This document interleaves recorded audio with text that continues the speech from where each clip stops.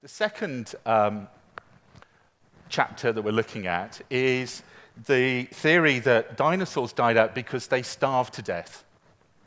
It was starvation. Now, this very abstract GIF is someone eating their brain. And really, the parallel here is creatives die when they stop feeding themselves with creative fodder or inspiration.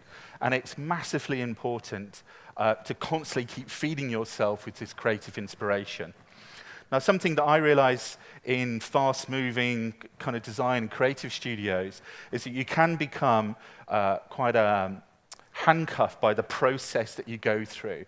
And there's a real danger if you keep using the same processes, you start to get to the same product. So on one hand, we can change it up by changing the process, the methodology, keep it fresh, turn it inside out, back to front.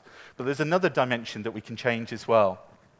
I was doing some appraisals of some designers 2 years ago, and individually they were all saying in different ways that there was something around, I just don't feel I've got enough time, I just don't have enough headspace, I just feel a bit cramped.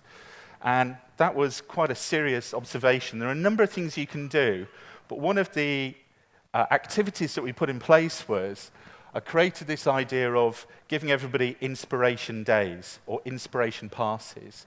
So everybody, and that's not just creatives, it's our planners, client services, accounts, everybody in the agency, even the accounts department, get 3 extra days holiday or 6 passes. Now, they're not holiday, they are half day to go out on your own, as a few people or as a group, and do something in a weekday that's just really inspiring. It doesn't have to be about a project at all.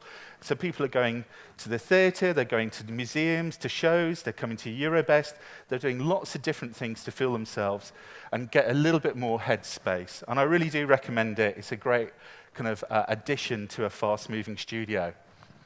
I was quite surprised about a year into this program, and someone actually asked or challenged me and said, Alasdair, what are you doing on your Inspiration Day passes?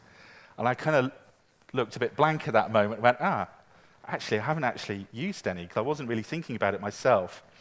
So I kind of, not begrudgingly, but I went, okay, yeah, I absolutely need to do them.